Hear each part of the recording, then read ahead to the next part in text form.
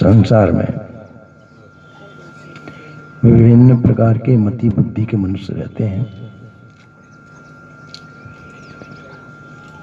और सबके रहते हुए सबकी कामना अपने फायदे की होती है।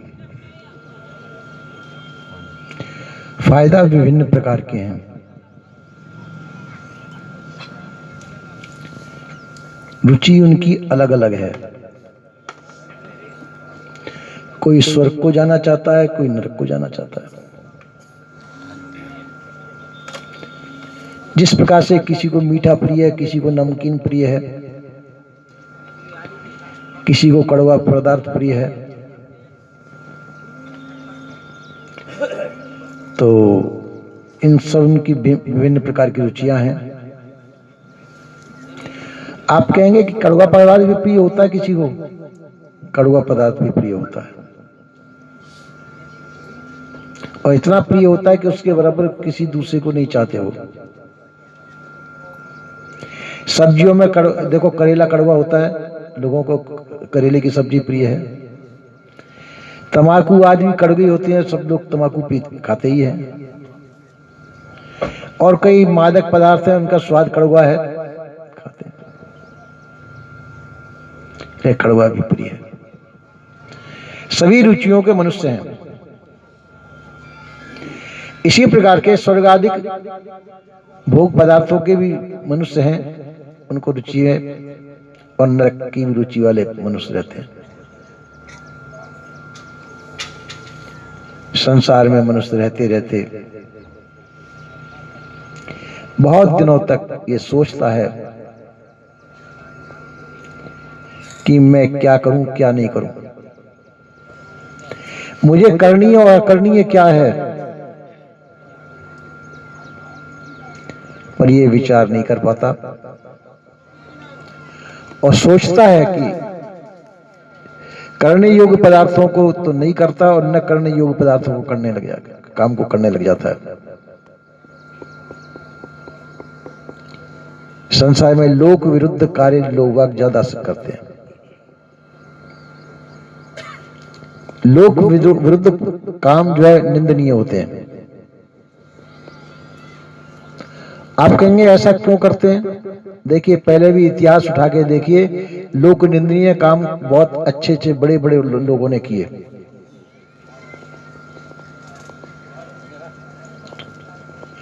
महाभारत युद्ध में भी लोक निंदनीय कार्य बहुत हुए और बड़े बड़े पुरुषों द्वारा किए गए। रावण भी बहुत बड़ा विद्वान था, फिर भी लोक निंदनीय कार्य किए उसने। तो समाज में मानवता का कर्म है अपना जीवन कल्याण कर लेना, पर हम अपना जीवन कल्याण के लिए इच्छुक नहीं है।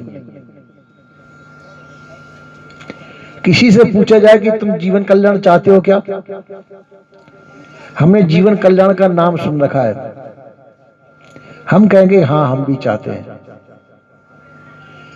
पर जब उसको यह मालूम पड़ेगा कि जीवन कल्याण में मिलेगा क्या,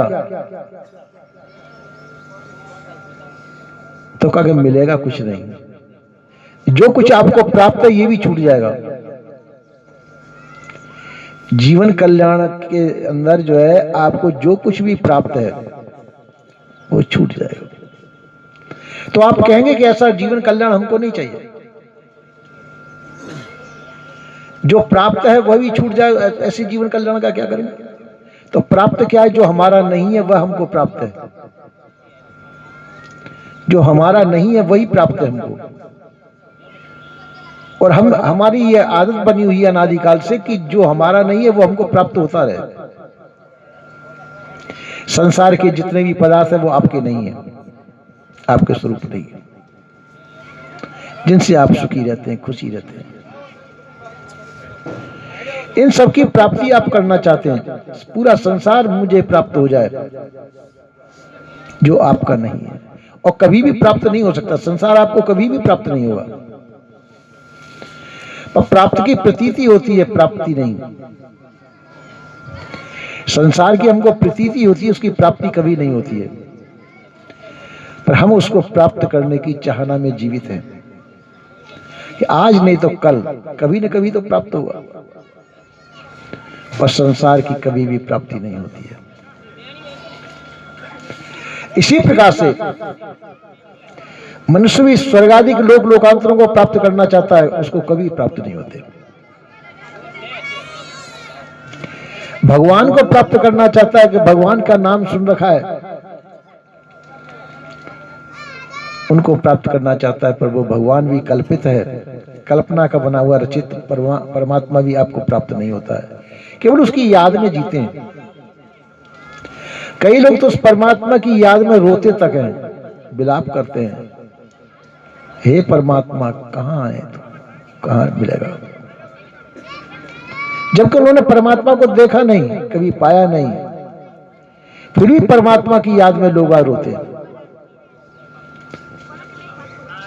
इसी प्रकार से हम भी संसार में जो हमको मालूम नहीं है, केवल सुनते हैं, उस सुनी हुई चीज की प्राप्ति करने के लिए रोते हैं,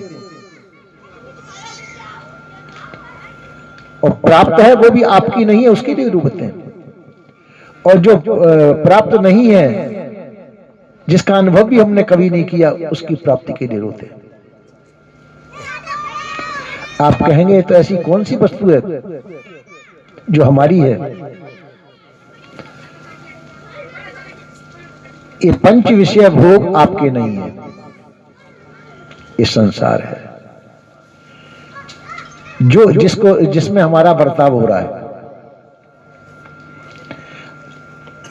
तो जो वो आपके नहीं है, शरीर से संबंधित है, शरीर को प्राप्त हो रहे हैं वो। हम समझते हैं कि ये हमारे हैं और हमारे को प्राप्त हो रहे हैं। तो इसलिए जो कुछ भी आपको प्राप्त, यही माया का स्वरूप है। कहा है कि माया क्या है? कि माया वह है कि जो आपको प्राप्त होती हुई दिखती है, पर आपको प्राप्त कभी नहीं होती है। एक दफे अर्जुन ने कृष्ण से कहा कि भगवान, माया का नाम सुनते माया कैसी है? कृष्ण ने कहा कि अर्जुन, माया का नाम मत ले, माया को न देखना ही अच्छा है। एक नहीं भगवान, मैं माया को देखना चाहता हूं, आपके पास रहा और माया को नहीं देखा मैंने, आप मायापति हैं। कहते हैं माया माया सब कहें, माया न चीने कोई, जो मन से ना उतरे, माया कहिए सो। जो मन से कभी उतरती नहीं, हरदम मन के अंदर जिसका निवास रहता है, जो मन से निकलने का नाम नहीं रहती, वो माया है। तो उन्होंने कृष्ण से प्रार्थना की, कृष्ण ने कहा अच्छा चलो माया दिखा देते हैं। एक दफे क्या हुआ, कृष्ण ने अर्जुन से कहा कि अर्जुन बैठो रथ पे। ये कहां के लिए, बस ये मत पूछो, रथ पे बैठ जाओ। अर्जुन रथ में बैठ गया और अर्जुन रथ को लेकर के कृष्ण चल दिए वहां से। कहा कि अर्जुन देखो ये तालाब है, इस तालाब में तुम स्नान करके आओ और मैं यहीं खड़ा हूं। अर्जुन जो है तालाब में दर्शन वो स्नान करने के लिए गया। स्नान करके उसमें निकलता है तो देखता है कि अपने आप का जो स्वर है, वो रूप है, वो नारी का रूप हो जाता है। अर्जुन नारी के रूप में परिवर्तित हो जाता है। अर्जुन बहुत शर्मिंदा होता है कि मैं तो पुरुष था, ये नारी कैसे बन गया। निकल करके वो जो है एक चट्टान पे बैठ जाता है पास में। एक राजा आता है वहां होकर के, राजा ने देखा कि सुंदर नारी बैठी हुई है, इकल्ली है।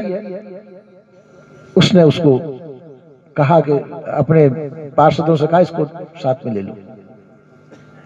राजा उसको साथ में लाया, उसको अपनी रानी बना लिया। अब अर्जुन को यह याद है कि मैं पुरुष हूं, मैं नारी नहीं हूं, पर यहां मुझे रानी बनना पड़ गया। शर्मिंदा अर्जुन। अब उसके